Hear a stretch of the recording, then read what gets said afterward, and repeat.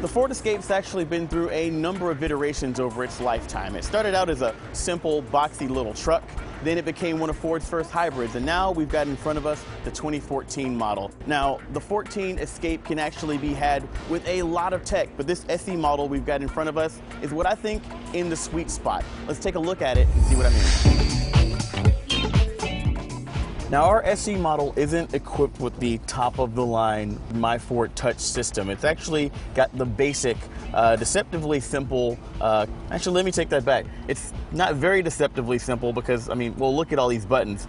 But don't worry, you won't actually spend a lot of time touching these buttons, and that's because this Ford Escape is equipped with Ford Sync, with AppLink. And what that means is that you'll do a lot of your interactions with the infotainment via voice. You install the app, you turn on your car, and you're done. It's just that simple. You don't even actually have to touch the phone in most of the situations. Sync. Sync, please say a command. Mobile apps. Mobile apps, please say a command. Pandora. Pandora, please say a command. Play the Hives radio. That's not what I asked for, but it's close. Listen to the Hives radio. There we go. So Ford actually lists about 22 or more apps between the platforms Android, BlackBerry, and iOS. I've got a couple of them installed on my phone. A lot of them kind of overlap though. If you've got Mog, for example, or Rhapsody, maybe you don't want to install Spotify. You've got a lot of different choices here, and when you're talking about apps, choice is good.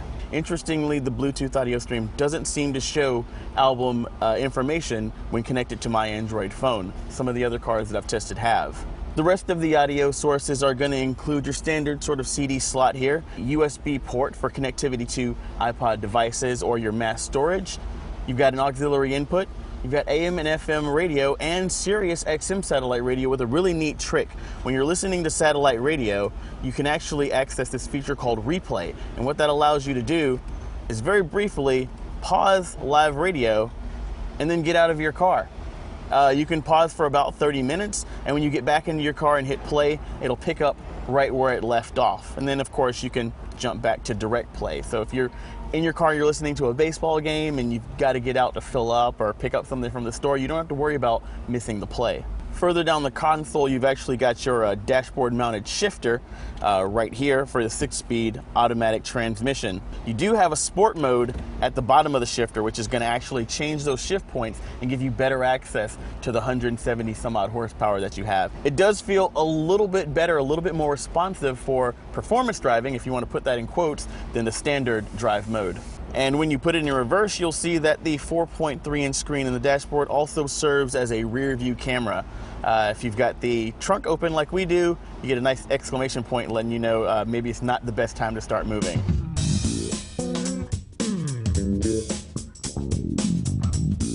Here's where things get a little bit weird. Now, all week I've been grabbing right here what looks like the logical place to open the liftgate and getting nothing.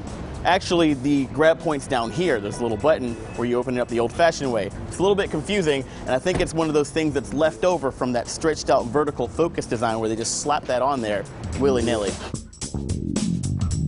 Now, the Ford Escape can actually be had as an S model with a 2.5-liter Duratec engine.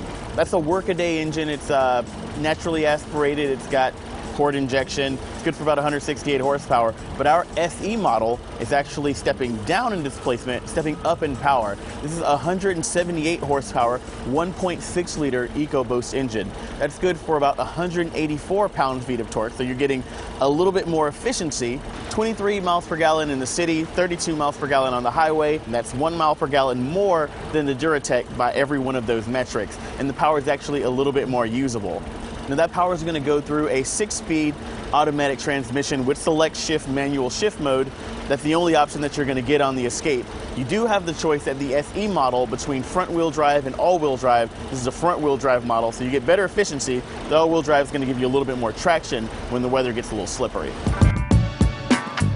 Ford and a lot of automakers have been doing a lot of talking about downsizing engines and adding turbos to get big displacement power with small engine efficiency. So we've got the 1.6 liter under the hood instead of a 2 or a 2.5 like you'd expect. in a vehicle of this size, augmented of course by that turbocharger, and by George, I think they've got it. But the power is good, particularly in the sport mode where the transmission seems really happy to stay in a lower gear and kind of give you better access to those high revs, the power. You do kind of at low speeds and around the city kind of get that good planted Ford Focus feel, that European tuned steering and handling that Ford's been promising us with this new generation of their C-platform vehicles.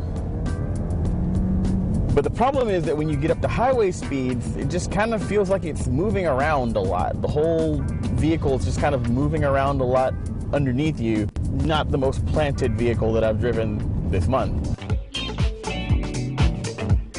Now, the 2014 Escape can actually be had at the base S model for $22,700, and that's a pretty good car with the Duratec engine. It's perfectly serviceable and reasonable amount of tech. You can also go CNET style, as Brian Cooley likes to say, and jump up to the titanium model with the turbocharged engine and lots of power. You can go crazy with the tech and make this thing parallel park itself and open the trunk automatically. But then you're going to be pushing the price close to $35,000. Now, this SE model, which starts at $25,550, it's right there in the middle. Add $895 for your destination charge, and I think you're going to find that less is more in this case.